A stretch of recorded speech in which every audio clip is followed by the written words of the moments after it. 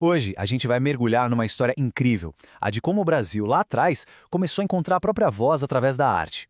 Vamos falar sobre o romantismo, sabe? Aquele que foi o primeiro movimento artístico que era, de fato, a cara do Brasil. Foi ele que ajudou a gente a começar a entender o que é ser brasileiro. Então, para a gente começar, pensa só. Como é que um país que acabou de nascer encontra a própria voz? Imagina a situação. Por 300 anos, o Brasil foi colônia. Como é que se deixa de ser só um reflexo, um eco de Portugal, para criar algo novo, autêntico, com uma identidade própria? Pois é, essa era a grande questão para o Brasil lá no século XIX. E a resposta para essa pergunta, bom, ela começou a surgir bem aqui. Olha que interessante. Só 14 aninhos depois da independência política, em 1836, veio uma espécie de declaração de independência cultural.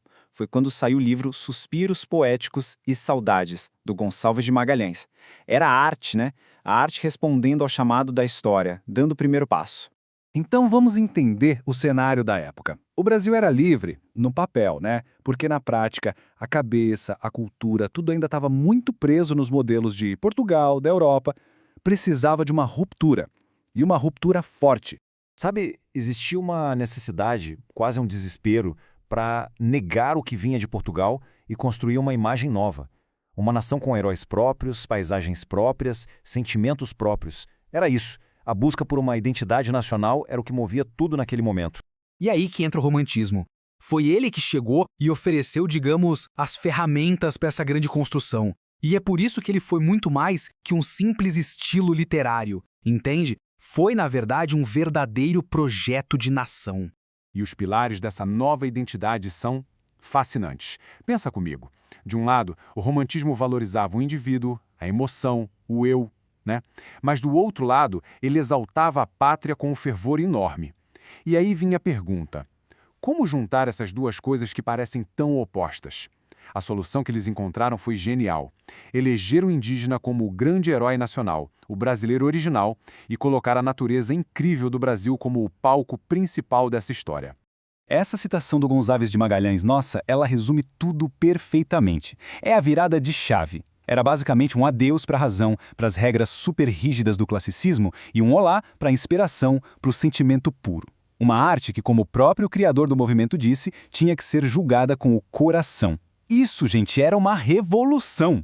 Mas na poesia, essa revolução toda não veio de uma vez só não, ela foi acontecendo em ondas, sabe? Em 3 fases, 3 gerações de poetas bem diferentes, cada uma com a sua própria missão, digamos assim, com suas próprias obsessões. Vamos começar pela primeira geração. A tarefa deles era muito clara: construir a base, os símbolos do que seria o Brasil. A poesia deles era, acima de tudo, um ato de patriotismo. O foco aqui era totalmente para fora, sabe? Para exaltar as coisas do Brasil. As palmeiras, o sabiá e, claro, a figura do índio, que era retratado quase como um cavaleiro medieval, só que dos trópicos. Foram poetas como o grande Gonçalves Dias que criaram esses mitos fundadores, aqueles poemas que, nossa, todo mundo aprendeu na escola, tipo a Canção do Exílio. Quem não lembra? Beleza.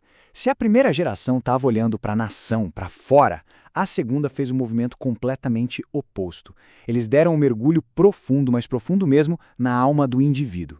E o que eles acharam lá dentro? Bom, na maioria das vezes era só escuridão. O ponto central aqui é essa virada total pro pessimismo. Essa fase ficou conhecida como mal do século. E não é à toa, né? Eles foram muito influenciados por poetas como Lord Byron e aí mergulharam de cabeça no tédio, na melancolia, no amor que nunca dá certo e até numa certa fascinação pela morte. O herói aqui mudou, não era mais o índio. Agora o herói era o próprio poeta, sofredor, se sentindo completamente incompreendido pelo mundo. Ok. Então, depois desse mergulho intenso no eu, a poesia voltou a olhar para o mundo. Mas a pegada era outra. Dessa vez, não era mais para exaltar uma pátria idealizada, um sonho. Era para botar o dedo na ferida, para denunciar as injustiças. Essa é a famosa geração condoreira. O nome vem do côndor, aquela ave que voa muito alto, sabe? Virou um símbolo de liberdade. E o grande nome, sem dúvida, é o Castro Alves. Ele usou a poesia dele como uma arma de verdade na luta contra a escravidão. Ele deu voz para quem não tinha. A poesia dele era um grito por justiça social. E esse quadro aqui, olha só, resume essa jornada toda da poesia romântica de um jeito perfeito. A gente sai da construção da nação, entra no labirinto do eu e finalmente chega no compromisso com a sociedade. São 3 missões, 3 heróis diferentes, 3 fases que mostram a evolução da alma brasileira. Mas calma aí que não foi só de poesia que viveu o romantismo não, hein? A prosa, principalmente o romance, também teve um papel super importante nisso tudo. Foi fundamental para ajudar a desenhar o retrato do Brasil para os próprios brasileiros. Pensa na prosa romântica como um grande mapa do Brasil que estava sendo desenhado. Cada tipo de romance era uma janela para uma parte diferente do país. O romance indianista, bom, ele criou os nossos mitos de origem. O urbano mostrou como era a vida na corte, no Rio de Janeiro. O regionalista abriu a janela para o sertão, para o pampa, para as várias culturas do interior. E o histórico olhou de novo para o nosso passado colonial. Juntando tudo isso, eles criaram um baita panorama literário do país. E se a gente precisasse de uma imagem para resumir o espírito do indianismo, seria essa aqui. Iracema, a virgem dos lábios de mel do José de Alencar. Ela é muito mais que uma personagem, né? Era uma grande alegoria do Brasil, daquela mistura entre o povo originário e o colonizador europeu. É o mito da fundação do povo brasileiro, só que transformado em literatura da mais alta qualidade. Bom, e com tudo isso, a gente chega na parte do legado. Afinal, o que ficou disso tudo? Qual foi o impacto que o romantismo deixou de verdade na nossa cultura?